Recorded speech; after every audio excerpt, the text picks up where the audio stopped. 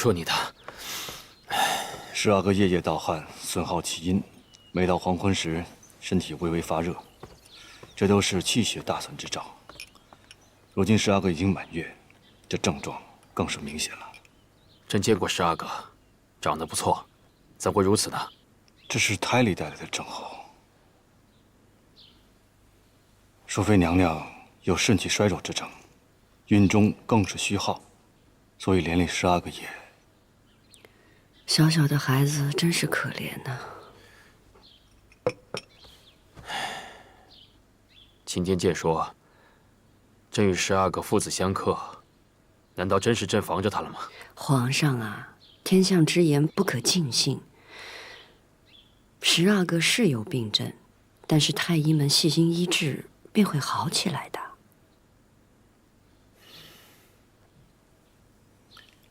皇上可是又头疼了，师傅。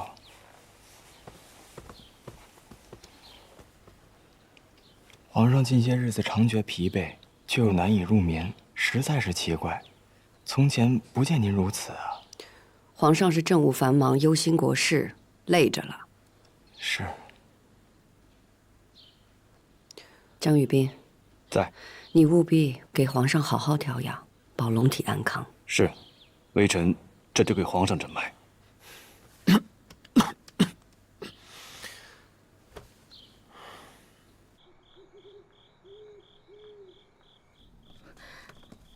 臣妾请皇上安。这么晚你怎么来了？听说皇上身子欠安，臣妾来看看皇上。无事，朕要去看看淑妃和十阿哥。皇上心疼十阿哥，可臣妾想起钦天监所说的话，心里总是不安。不安什么？到底也是朕的孩子，朕还是得瞧瞧。若生下公主还好，可生下的是阿哥，臣妾真是害怕呀。不如什么？太后的柔淑长公主从前是养在咸亲王府中的吧？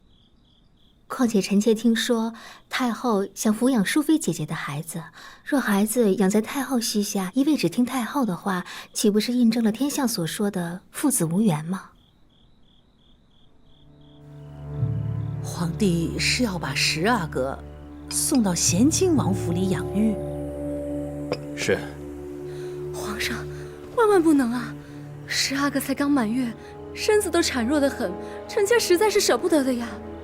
正是因为身子弱，需要万分精心照顾，朕才不舍你日日看着担心。太后，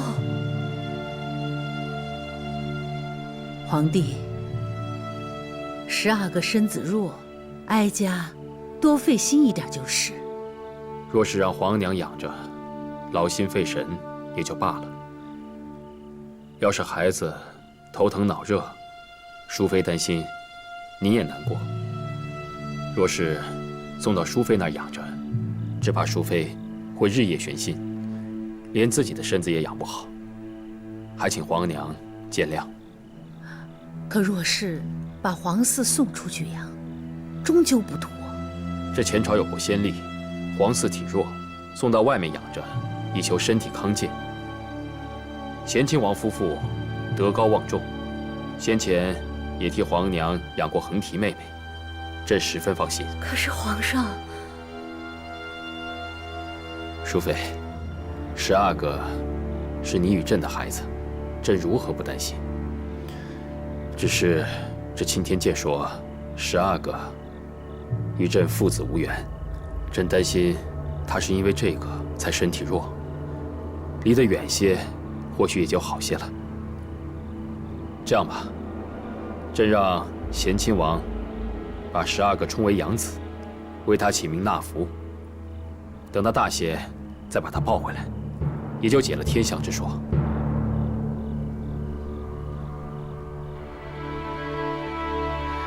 皇帝既然如此为十阿哥打算，那就送出去吧。是。哎，皇帝怎么了？您怎么了？无事，儿子一时站得快了，眼前发晕，歇歇就好了。淑妃，赶紧扶皇帝回去歇息。是。臣妾告退。儿子先告退。